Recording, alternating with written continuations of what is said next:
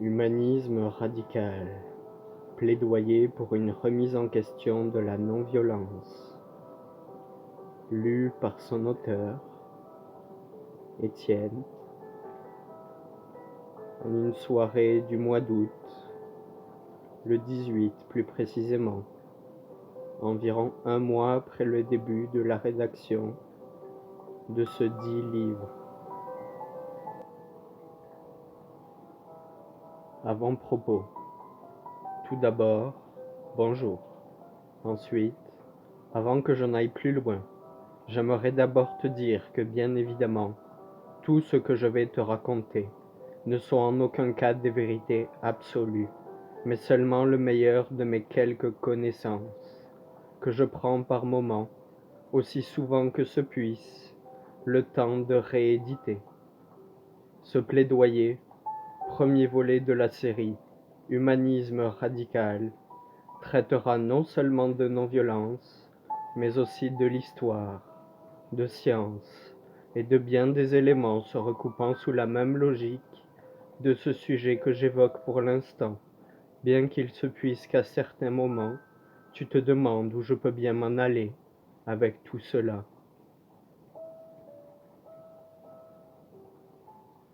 Je n'en connais que bien peu, même si cela représente peut-être plus que la moyenne de mes confrères et consoeurs de mon âge, sur le plan théorique, tandis qu'au niveau manuel, physique, je suis bon à rien, ou presque.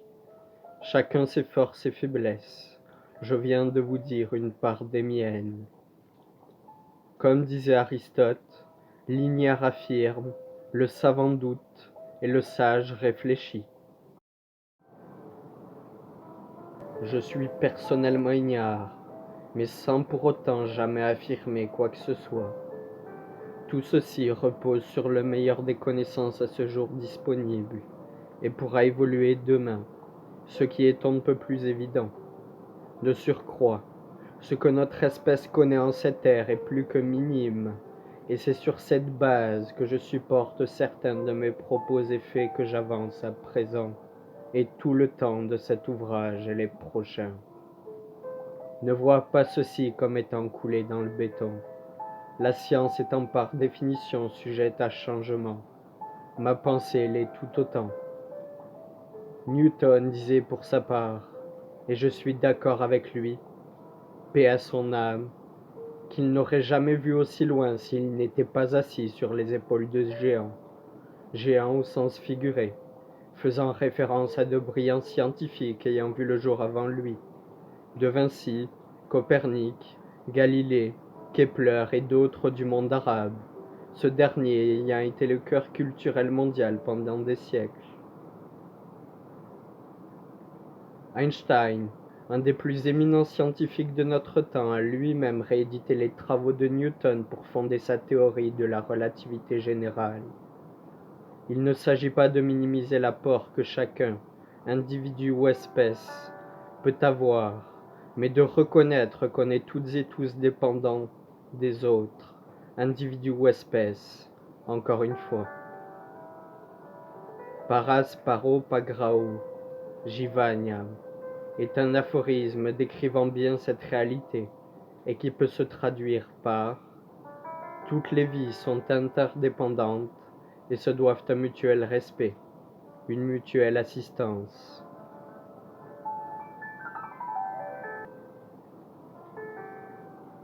Ce que je veux également dire, c'est que ce que l'on a entre nos mains à présent ne sont que des bribes, tendant à se développer, certes, mais cela reste tout de même infime. L'étendue de ce que l'on sait en tant qu'humanité n'a jamais été aussi importante en termes de quantité, mais au niveau individuel, elle tend, cette connaissance, à malheureusement décliner. Je ne suis personnellement expert en rien, et n'envisage pas non plus de l'être, préférant être diversifié, équilibré, que d'œuvrer en silo, dans un seul domaine. Ceci n'est qu'un choix personnel. Bien sûr, en tant qu'individu seul, l'on ne peut prétendre connaître grand-chose, et c'est évidemment mon cas. Je suis, tu l'auras compris, ignare de bien des éléments, et n'ai d'autre alternative que de faire des choix quant à ce que je désire savoir, n'ayant le temps de tout analyser. J'analyse donc ce thème en particulier avec subjectivité, étant le fruit de pensées ne m'ayant pas toujours appartenu, mais que j'ai pris le temps de développer avec les éléments qui m'ont été donnés et qui me sont propres. Ce premier volet de la série Humanisme radical, intitulé, comme tu auras donc pu le voir, toi, chère lectrice ou lecteur, le fait que je, Étienne, parle au féminin en premier lieu dans ce cas-ci, ce n'est pas pour m'attirer les faveurs de ces mesdemoiselles ou mesdames, mais dans un but bien précis. En effet, cette raison est que si tu es née ou devenue femme, tu es alors davantage disposé à lire selon des données que je juge crédibles. Le militantisme féminin est aussi d'une importance cruciale face à la polarisation d'un système que l'on peut sans trop d'embarras annoncer être un mode de gouvernance patriarcal, ou, par exemple, des reculs au niveau du droit à l'avortement, même dans des pays qui se prétendent développés, notion très subjective, celle-ci pouvant néanmoins se manifester collectivement, bien que différentes selon les perceptions individuelles, mais que l'on s'attribue en tant que nation. Je pense ici aux États-Unis en particulier.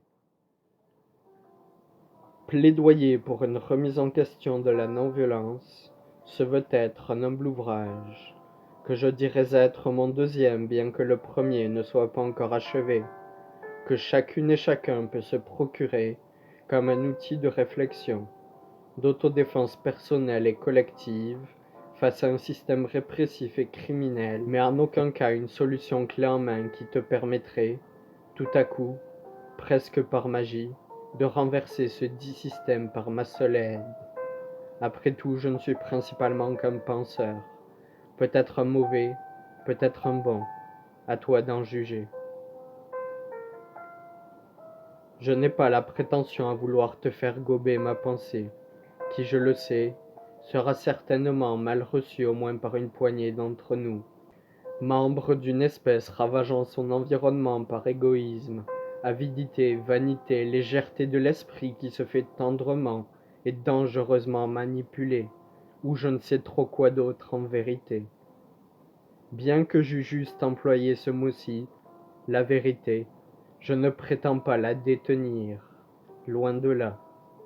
Je ne suis qu'un individu unique, dans le sens seul, lors de cette rédaction, mais également singulier, qui s'interroge, comme pourrait le faire n'importe qui, sur ce sujet qu'est la non-violence, à propos duquel je propose que nous nous penchions, ici et là, en cette terre, en ce lieu. Malgré le fait que je parle de remettre en question cette non-violence, je ne cherche pas non plus à prôner une forme de violence à proprement parler. On verra que cela peut être discutable pour certaines ou certains, qui s'en tiennent peut-être en ce moment même à une stricte non-violence, un pacifisme moral. Je pense personnellement ne pas déroger de ces principes, mais à toi d'en juger une fois encore. L'ouverture d'esprit, dans le sens qu'il ne faudrait pas rester coincé sur une vision ou une autre, bien que des biais nous touchent, et que cela peut être ardu que de déconstruire des réalités que l'on passe notre vie à se construire, est néanmoins, selon moi, une des plus grandes vertus à cultiver, et si à ce jour tu sens que par exemple, tu n'es pas confortable avec le fait de passer à travers une clôture en la coupant, je ne t'en voudrais pas. Sais-tu quoi? Je ne l'ai moi-même jamais fait jusqu'à présent. En réalité, je n'ai fait que peu d'actes militants ou de désobéissance civile au cours de ma courte vie, n'ayant que 24 ans. Je ne t'en ferai pas la liste, ceci n'aurait pas lieu d'être.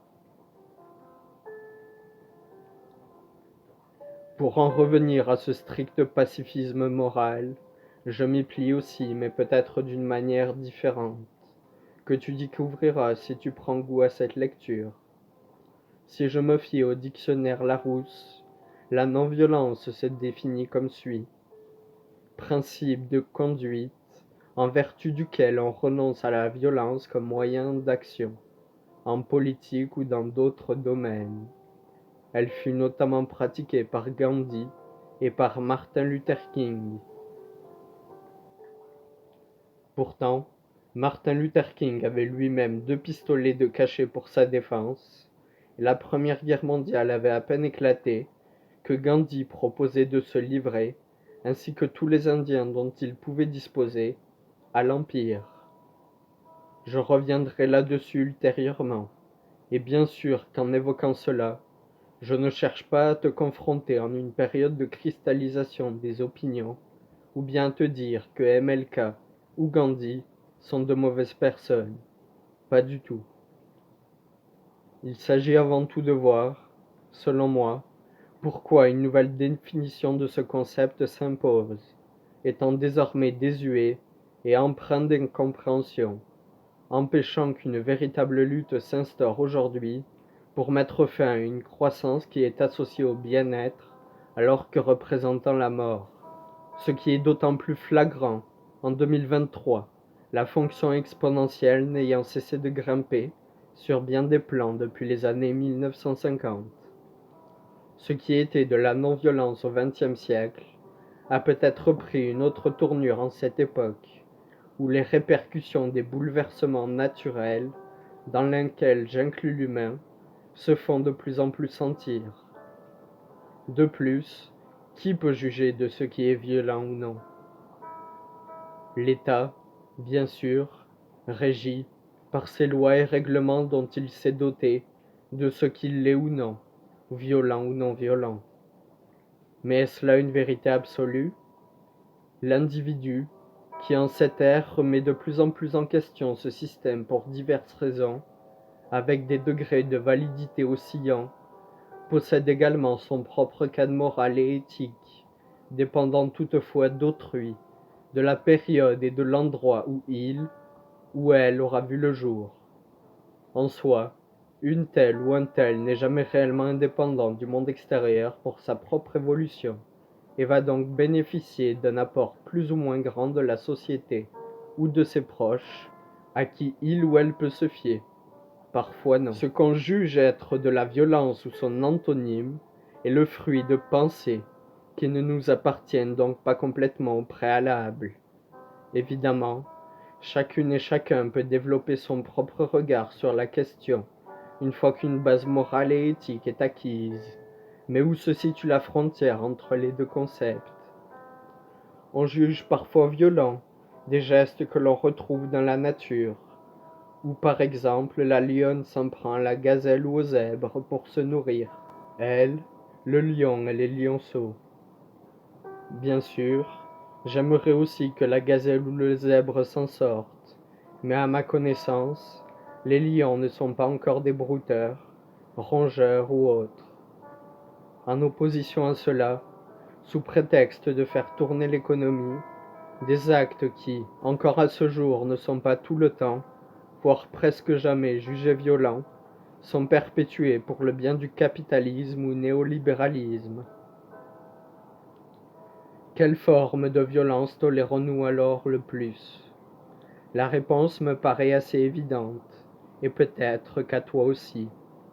Cette question sera entre autres traitée dans la deuxième partie, intitulée « Abolir toutes les formes de violence ».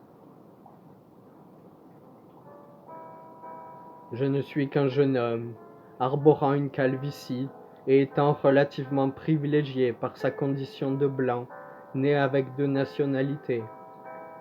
Toutefois, loin d'être à l'aise avec ces faux privilèges-là accordés par la société moderne, j'ai développé, grâce à une aide extérieure, personne ne se forgeant seul, et j'ai en réalité en grande partie évolué par ce que j'appelle les expériences partagées, le fait de recevoir une transmission de savoir, parfois scientifique, selon les connaissances les plus à jour, tandis qu'à d'autres moments, cela est plutôt subjectif, lorsqu'on accorde de l'importance à un récit plutôt qu'un autre, selon la personne qui l'exprime, et avec laquelle on peut avoir des affinités, etc. Une certaine radicalité qui, comme je le pense, nous est à présent nécessaire en cette époque où il n'est plus seulement question de ralentir, mais bien de changer de cap en retournant aux sources. L'élite au contrôle en 2023, et ce depuis des décennies, est incapable de faire face à ces changements drastiques qui nous menacent non seulement nous en tant qu'espèce, mais aussi l'entièreté du vivant. L'habitabilité de la planète étant mise en péril à court terme. Cependant, à long terme, il n'y a pas de réelle crainte à avoir, ce qui joue en partie sur ma tranquillité d'esprit. Je suis tout de même confiant quant à l'avenir immédiat, bien qu'il puisse paraître sombre au premier abord, d'autant plus si l'on se fie à ce que l'élite oligarque nous transmet par rapport à ce futur duquel il souhaite rester en contrôle. Pourtant, les laisser en charge du navire terrestre, c'est courir à notre perte certaine, et pas seulement pour l'humain comme je l'ai d'ores et déjà dit. De nouveaux moyens vont donc s'avérer être nécessaires selon mon humble avis, et c'est en partie ce dont va traiter cet ouvrage qui se voudra tout de même assez étayé.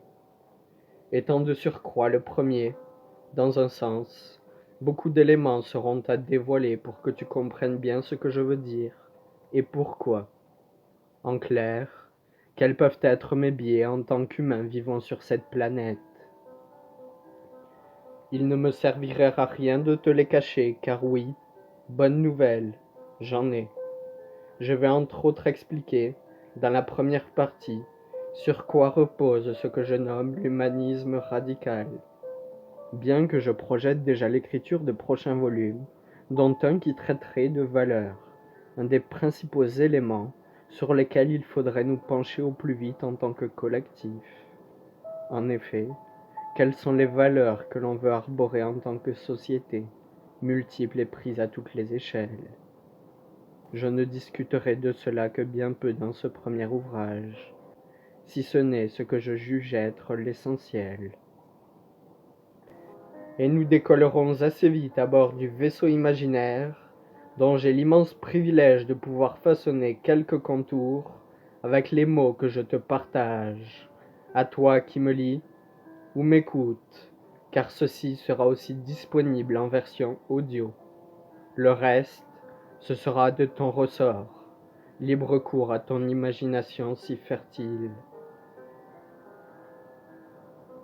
Lors de la deuxième partie, je m'étendrai davantage sur les questions de violence et de non-violence, m'interrogeant sur ces deux concepts qui ont été observés, jusqu'à un certain point, dans la, ou plutôt les réalités. Encore une fois, je redirige vers un éventuel futur ouvrage qui s'intitulerait « Quels sont les mythes et réalités au XXIe siècle ?» Je ne parlerai donc que vaguement de ce sujet ici. Si elles n'ont été observées que jusqu'à un certain point dans les réalités, ces notions de violence ainsi que son antonyme, c'est parce que connaissant des limites, souvent floues, la violence peut s'accompagner, au départ, des meilleures intentions, alors que la non-violence s'est parfois, dans l'histoire, jumelée à une forme de ce que l'on peut juger être de la violence, comme j'ai commencé à le décrire plus tôt, avec MLK et Gandhi. C'est de cela qu'il sera en partie question dans cette seconde partie, dont je ne vais pas déjà te donner les conclusions. Ce serait mettre la charrue avant les bœufs. Plus tard, selon les conclusions qui auront pu être tirées des deux précédentes parties, je m'attellerai davantage aux moyens d'action, que je juge être non violents, mais qui ne seront que subjectifs, et à toi de définir comme violents ou non. Il sera notamment question de voir comment renverser un système politique nuisant directement et indirectement la vie pour permettre à cette dernière de s'épanouir, sans que ceci, je l'ai dit mais je le répète, ne soit une solution clé en main, un moyen pour atteindre tes fins, multiples et individuelles avant de devenir collectives. On pourra entre autres voir comment se rassembler, de passer de l'état de particule à celui de l'atome puis de la molécule. En réalité, je ne suis pas physicien. Ceci, l'ensemble et non uniquement la troisième partie, se veut avant tout philosophique, politique, historique, dans le sens où je me pencherai parfois sur l'histoire, et non que cela s'inscrirait comme une œuvre historique. Je n'ai pas cette prétention. Ou encore parfois scientifique, en essayant toutefois de rester léger tout au long de ce modeste ouvrage que je débute. Tu, chère lectrice ou lecteur, auras vu que je m'exprime parfois avec des majuscules au début de certains mots. Ceci, cependant, sera en partie l'objet du livre. Quelle valeur pour un humanisme radical au XXIe siècle? Tout comme le sera davantage la question de se rassembler, de faire preuve d'entraide, etc. Celui-ci, l'ouvrage dont tu débutes la lecture, se voudra, je le disais plus tôt, peut-être plus complet que les prochains en termes de diversité de sujets explorés, bien que restant autour du thème central de l'humanisme radical et de la non-violence, tout simplement car ces sujets de fond nécessitent à tout le moins une explication et une brève compréhension de qui je suis. Pourtant, cela ne se veut en aucun cas une autobiographie, mais bien ce pourquoi tu as fait l'acquisition, sous un format ou un autre. Quant à la quatrième et dernière partie, il s'agira pour ainsi dire d'un récit fictif, sous forme de manga, inspiré de la réalité. Bonne et heureuse lecture à toi.